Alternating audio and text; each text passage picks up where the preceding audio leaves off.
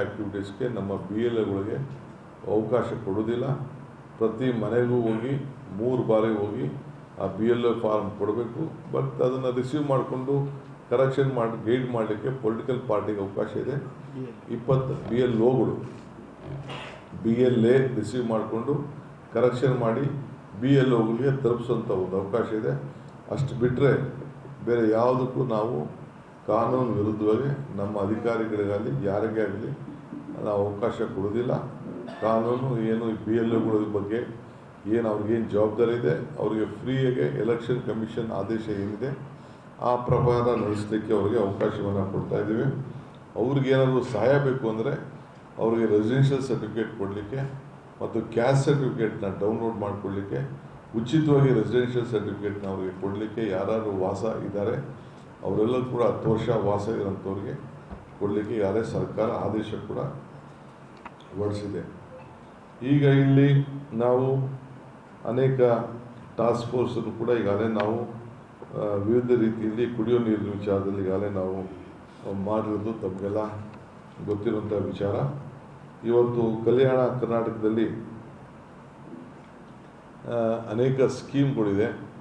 ವಿಶೇಷವಾಗಿ ಹಣ ಕಲ್ಯಾಣ ಕರ್ನಾಟಕಕ್ಕೆ ವರ್ಷಕ್ಕೆ 5,000 ರೂಪಾಯಿ ದುಡ್ಡು ಕೊಡ್ತಾ ಇದ್ದೀವಿ.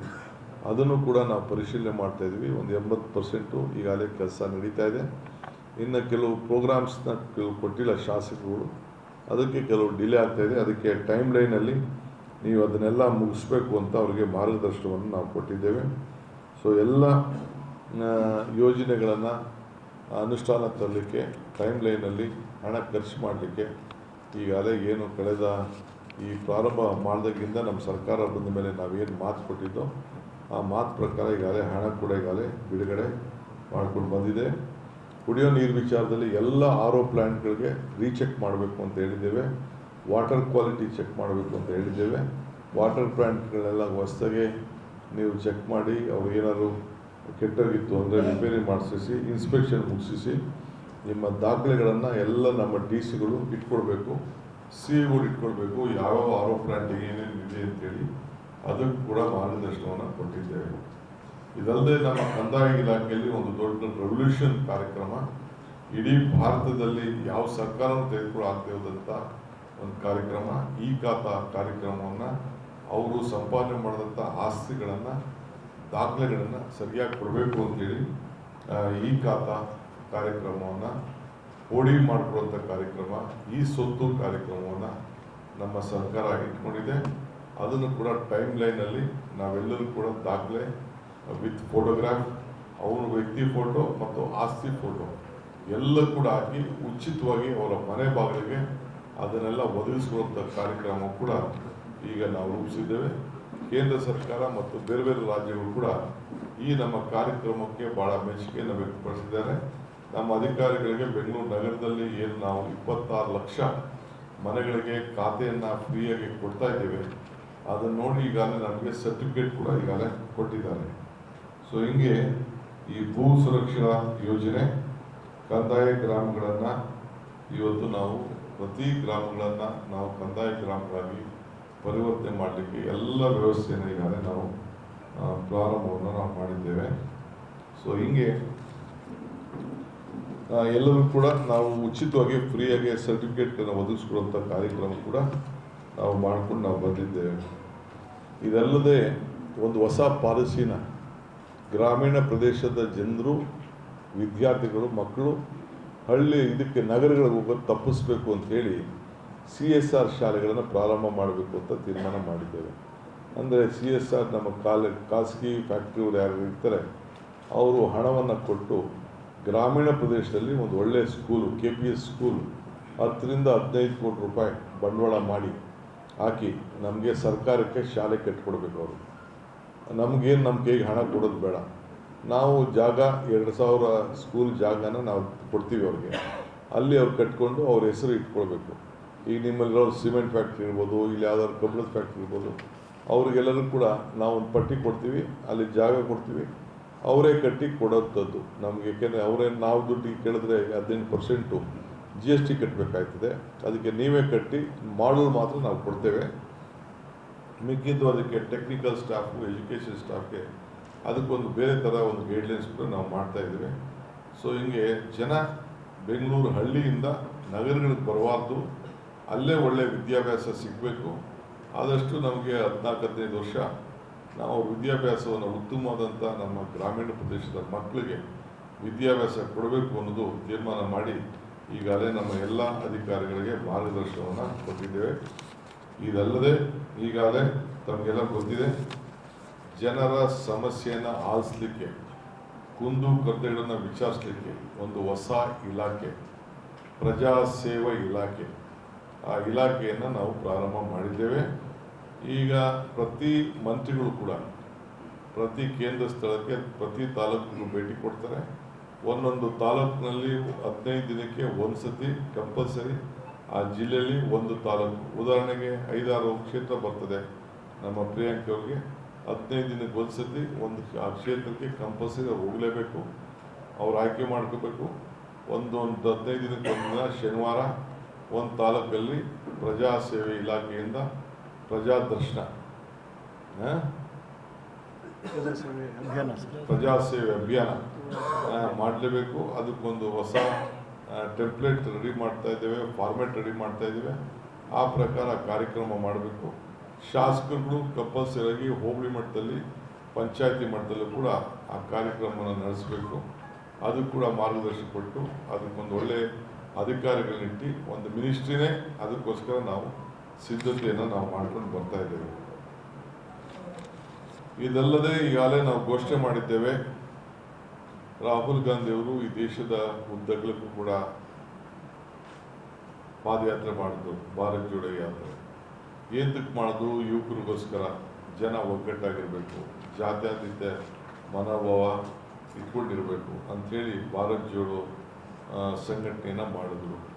ಸೊ ಅದರ ನೆನಪಿನಲ್ಲಿ ಒಂದು ಹೊಸ ಕಾರ್ಯಕ್ರಮವನ್ನು ನಮ್ಮ ಯುವಕರು ಒಂದಾಗಿರಬೇಕು, ಯಾವಾಗಲೂ ಕೂಡ ಸಾಂಸ್ಕೃತಿಕವಾದಂಥ ವಿಚಾರಗಳು, ಸಂವಿಧಾನದ ರಕ್ಷಣೆ ಮತ್ತು ಅವರ ನಾಯಕತ್ವ ಎಲ್ಲ ಬೆಳೆಸ್ಕೊಳ್ಳಿಕ್ಕೆ, ಕ್ರೀಡೆ ಎಲ್ಲ ಕೂಡ ಮಾಡಲಿಕ್ಕೆ ಒಂದು 10,000 ಭಾರತ್ ಜೋಡೋ ಯುವಕ ಸಂಘಗಳನ್ನು ಪ್ರಾರಂಭ ಮಾಡಬೇಕು ಅಂತೇಳಿ ನಾವೀಗಾಗಲೇ ತೀರ್ಮಾನ ಮಾಡಿದ್ದೇವೆ. ಈಗಾಗಲೇ ಆದೇಶ ಹೊರಡಿಸಿದ್ದೇವೆ. ಪ್ರತಿ ಪಂಚಾಯತಿಗೆ ಒಂದೊಂದು ಸಂಘ, ಟೌನಲ್ಲಿ ಪ್ರತಿ ಒಂದು ವಾರ್ಡಲ್ಲೂ ಕೂಡ ಒಂದೊಂದು ಸಂಘ, 200-250 ಜನ ಕನಿಷ್ಠ ಮೆಂಬರ್ಸ್ ಇರ್ತಾರೆ. ಒಂದು ಸಂಘಕ್ಕೆ ಸರ್ಕಾರ 10 ಲಕ್ಷ ರೂಪಾಯಿ ವರ್ಷಕ್ಕೆ ಕೊಡ್ತದೆ. ಆ ಕಾರ್ಯಕ್ರಮವನ್ನು ನಾವು ನಡೆಸ್ಕೊಂಡು ನಾವೇನು ಗೈಡ್ಲೈನ್ಸ್ ಕೊಡ್ತೇವೆ ಆ ಕಾರ್ಯಕ್ರಮ ಕೂಡ ಅವ್ರಿಗೆ ನಡೆಸಲಿಕ್ಕೆ ಅವ್ರಿಗೆ ಮಾರ್ಗದರ್ಶನ ಕೊಡ್ತಾ ಇದ್ದೇವೆ. ಸೊ ಈ ಭಾರತ್ ಜೋಡೋ ಯುವಕ ಸಂಘ ನೆಕ್ಸ್ಟ್ ಮಂತ್ 15ನೇ ತಾರೀಕು ಅಷ್ಟೊತ್ತಿಗೆ ಎಲ್ಲ ರಿಜಿಸ್ಟ್ರೇಷನ್ ಆಗಿ ಚಾಲೂ ಆಗುವಂಥ ವ್ಯವಸ್ಥೆಯನ್ನು ಮಾಡ್ತಾ ಇದ್ದೇವೆ. ಈಗಾಗಲೇ ಅದಕ್ಕೆ ಏನೇನು ಬೇಕು ಗೈಡ್ಲೈನ್ಸ್ನೆಲ್ಲ ಕೂಡ ನಾವು ಕಳಿಸ್ಕೊಡ್ತಾ ಇದ್ದೇವೆ. ಈಗಾಗಲೇ OC/CC ವಿಚಾರದಲ್ಲಿ ಈಗಾಗಲೇ ಆಗಸ್ಟ್ 15ನೇ ತಾರೀಕು ಒಳಗಡೆ ಇನ್ನು ಯಾರು ಅರ್ಜಿ ಹಾಕ್ಕೊಂಡಿಲ್ಲ ವಿತ್ ಫೋಟೋಗ್ರಾಫ್ ಸೇರಿ ಅವರು ಅರ್ಜಿ ಹಾಕ್ಕೊಳ್ಬೇಕು. ಯಾರು ವಿದ್ಯುತ್ ಶಕ್ತಿ ಇಲ್ಲ, ನೀರಿಲ್ಲ ಅಂತೇಳಿ ಕೆಲವರು ಪಾಪ ಭಾಳ ತೊಂದರೆಗೆ ಆಗ್ತಾಯಿದ್ರು. ಶಾಸಕರೆಲ್ಲ ಒತ್ತಡ ತಂದರು. ಅದಕ್ಕೆ 15ನೇ ತಾರೀಕುವರೆಗೂ ಒಂದು ಅವಕಾಶವನ್ನು 60-40ವರೆಗೂ ಕೂಡ ಒಂದು ಅವಕಾಶವನ್ನು ನಾವು ಮಾಡಿಕೊಟ್ಟಿದ್ದೇವೆ. ಅದಕ್ಕೂ ಕೂಡ ಒಂದು ಟೈಮ್ ಲೈನನ್ನು ಫಿಕ್ಸ್ ಮಾಡಿದ್ದೇವೆ. ಅದಾದಮೇಲೆ ನಾವು ಯಾವ ಕಾರಣಕ್ಕೂ ಅವಕಾಶ ನಾವು ಕೊಡೋದಿಲ್ಲ. ಸೊ ಆ ದೃಷ್ಟಿಯಿಂದ ನಾವೆಲ್ಲರೂ ಕೂಡ 15ನೇ ತಾರೀಕು ಆಗಸ್ಟ್ 15ನೇ ತಾರೀಕೊಳಗೆ ಅರ್ಜಿ ಹಾಕೊಳ್ಳಿಕ್ಕೆ ಅವಕಾಶ ಕೊಟ್ಟಿದ್ದೇವೆ. ಈಗಾಗಲೇ ಫ್ರೀ ಬಸ್ ಪಾಸನ್ನು ವಿದ್ಯಾರ್ಥಿಗಳಿಗೆ, ಹುಡುಗರುಗಳನ್ನ ಅನೌನ್ಸ್ ಮಾಡಿದ್ದೇವೆ. ಅದು ಕೂಡ ಈಗಾಗಲೇ ಅರ್ಜಿ ಹಾಕ್ಕೊಂಡು ಅವ್ರಿಗೆಲ್ಲ ಪಾಸ್ ಕೊಡಲಿಕ್ಕೆ ನಮ್ಮ ಶಾಸಕರಿಗೆ ಹೋಗಿ ಯಾವುದಾದ್ರು ಗೌರ್ಮೆಂಟ್ ಸ್ಕೂಲ್ನ ಕಾಲೇಜಿನ ಆಯ್ಕೆ ಮಾಡಿಕೊಂಡು ಅಲ್ಲಿ ಈ ಪಾಸನ್ನು ಒದಗಿಸ್ಕೊಳ್ಳುವಂಥ ಕೆಲಸವನ್ನು ಮಾಡಬೇಕು ಅಂತೇಳಿ ತೀರ್ಮಾನ ಮಾಡ್ತಾಯಿದ್ದೇವೆ. ಆಮೇಲೆ ಪ್ರತಿ ಕ್ಷೇತ್ರದಲ್ಲೂ ಕೂಡ ನಮ್ಮ ರೆವಿನ್ಯೂ ಮಂತ್ರಿಗಳಿಗೆ ಎಲ್ಲೆಲ್ಲಿ ರೆವಿನ್ಯೂ ಜಾಗಗಳಿದೆ ಅದೆಲ್ಲ ಆಯ್ಕೆ ಮಾಡಿ ಅದು ಕನಿಷ್ಠ ಒಂದು 10,000 ಬಡವರಿಗೆ ಸೈಟ್ ಹಂಚಬೇಕು. ಯಾರಾದ್ರೂ ಸೈಟ್ ಇಲ್ಲ ಅವ್ರಿಗೆಲ್ಲ ಮಾಡಬೇಕು ಅಂತೇಳಿ ಡೆಪ್ಟಿ ಕಮಿಷನರ್ಗೆ ನಾವು ಮಾರ್ಗದರ್ಶನ ಕೊಟ್ಟಿದ್ದೇವೆ. ಮುಂದಿನ ದಿನದಲ್ಲಿ ಅವ್ರಿಗೆಲ್ಲ ಬಡವರಿಗೆ ಸೈಟನ್ನು ಹಂಚಲಿಕ್ಕೆ ಕಾರ್ಯಕ್ರಮವನ್ನು ರೂಪಿಸ್ತಾ ಇದ್ದೇವೆ. ಹೀಗೆ ವಿವಿಧ ಕಾರ್ಯಕ್ರಮಗಳನ್ನು ಇವತ್ತು ಕಲ್ಯಾಣ ಕರ್ನಾಟಕದಿಂದ ಪ್ರಾರಂಭವನ್ನು ನಾವು ಮಾಡಿ ಮಾರ್ಗದರ್ಶನವನ್ನು ಕೊಡ್ತೇವೆ. ಈ ನಿಟ್ಟಿನಲ್ಲಿ ಆಗ್ತದೆ. ಇದಲ್ಲದೆ PM ಮಿತ್ರ ಅಂತೇಳಿ ಎಕನಾಮಿಕ್ ಮಿಷನ್ ಸ್ಟಡಿ ಮಾಡೋಕ್ಕೆ ಹೇಳಿದ್ದೀರಾ ಸರ್? ಅದೆಲ್ಲ ನಾವು ಚರ್ಚೆ ಮಾಡ್ತಾ ಇದ್ದೀವಿ ಬಿಡಿ. ಫಸ್ಟೇ ಬಂದು ಹೊಸ ಇಲಾಖೆ ಸೃಷ್ಟಿ ಬಗ್ಗೆ ಎಂ.ಬಿ. ಪಾಟೀಲ್ ಏನೋ ಅಪಸ್ವರ ಹಾಕಿದ್ದಾರೆ. ಯಾರು ಯಾವ ಅಪಸ್ವರ ಯಾರು ಇಲ್ಲ. ಅಲ್ಲ ಅಂದ್ರೆ ನಿಮ್ಗೆ ಅಪಸ್ವರ ಇರಬೇಕಷ್ಟೇ.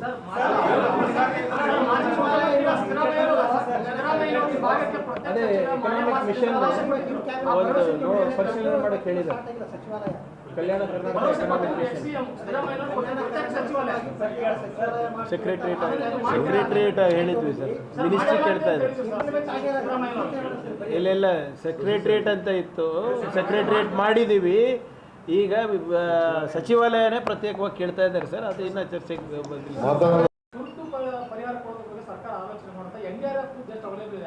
ಎಲ್ಲ ನಾವು ತಿಳಿಸ್ತೇವೆ. ಸದ್ಯ ಇವತ್ತಾನೆ ಬಂದಿದ್ದೀನಲ್ಲ, ನೀವು ಸಹಕಾರ ಕೊಡಿ.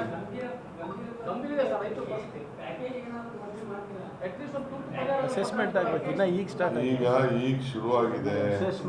ಇನ್ನು ಅಸೆಸ್ಮೆಂಟ್ ಮಾಡಬೇಕು. ಕೇಂದ್ರ ಸರ್ಕಾರದ ನೀತಿ ಏನದನ್ನು ನೋಡಬೇಕು, ಅವ್ರು ಏನು ಹೇಳ್ತಾರೆ ಅಂತ ನೋಡಬೇಕು, ನಾವು ಏನು ಹೇಳ್ತಾರೆ ನೋಡಬೇಕು. ಗ್ರೌಂಡ್ನಲ್ಲಿ ಏನು ವಾಸ್ತವಾಂಶ ಏನಿದೆ ಅದೆಲ್ಲ ಕೂಡ ಪರಿಶೀಲನೆ ಆಗಬೇಕು. ಯಾವ ರೀತಿ ಅವ್ರ ಮಾರ್ಗದರ್ಶನ ಇದೆ ಅಂತ ನೋಡಬೇಕು. ನಮ್ಮ ರಿಪೋರ್ಟ್ನ ಡೆಲ್ಲಿಗೆ ಕೊಡಬೇಕು. ಅದಕ್ಕೊಂದು ಮಾನದಂಡ ಇದೆ, ಆ ಮಾನದಂಡ ಪ್ರಕಾರ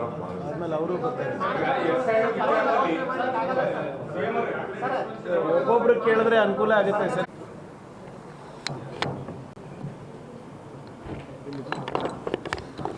ಸುಮಾರು 320 ಕೋಟಿ ರೂಪಾಯಿಯನ್ನು ಅಭಿವೃದ್ಧಿಪಡಿಸಲು ಈಗಾಗಲೇ ಗುಲ್ಬರ್ಗದಲ್ಲಿ ಅಭಿವೃದ್ಧಿಪಡಿಸಲು ಈಗಾಗಲೇ ನಾವು ವ್ಯವಸ್ಥೆಯನ್ನು ಮಾಡ್ತಾ ಇದ್ದೇವೆ. ಸೊ ಅದಲ್ಲದೆ ಬೆಳೆ ವಿಮೆ ವಿಚಾರದಲ್ಲಿ ಜನ ಭಾಳ ಆತಂಕ ಇದ್ದರು.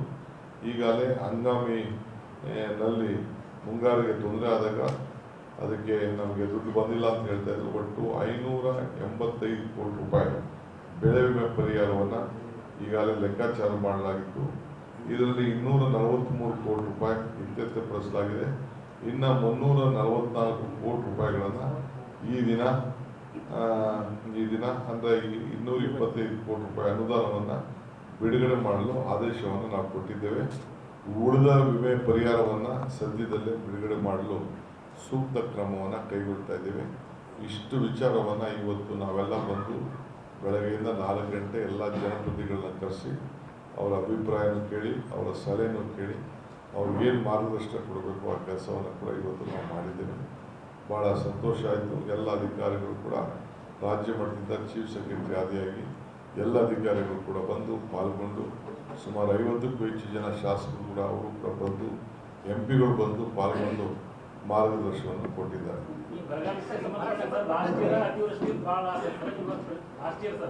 ಅತಿವೃಷ್ಟಿಯಿಂದ ರೈತರು ಭಾಳ ಸಂಕಷ್ಟ ಆದರು. ಪ್ರೆಸೆಂಟ್ ಬರಗಾಲದಿಂದ ಅಲ್ಲ ಸರ್, ಈಗ ರೈತರಿಂದ ಸಾಲ ಮನ್ನಾ ಭಾಳ ಬೇಡಿಕೆ ಬರ್ತಾ ಇದೆ ಸರ್.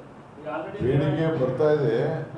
ಸಾಲ ಮನ್ನಾ ಅನ್ನೋದು ಅಷ್ಟು ಸುಲಭವಾದ ಕೆಲಸ ಅಲ್ಲ. ಈಗ ಆಲ್ರೆಡಿ ಮಹಾರಾಷ್ಟ್ರ ಮತ್ತು ತಮಿಳುನಾಡು ರಾಜ್ಯ ಮಾಡ್ಯಾವ ಸರ್. ನೋಡೋಣ, ನಾವು ನೋಡ್ತೀವಿ. ನಾವೆಲ್ಲ ಅವರು ಮಾಡಿದ ಹೋದಾಗೆಲ್ಲ ನಾವು ಇಲ್ಲೇ ಮಾಡಿದ್ದೀವಿ. ಮನಮೋಹನ್ ಸಿಂಗ್ ಅವರು ಮಾಡಿದ್ದಾರೆ, ಅದನ್ನು ಪರಿಶೀಲನೆ ಮಾಡ್ತೀವಿ.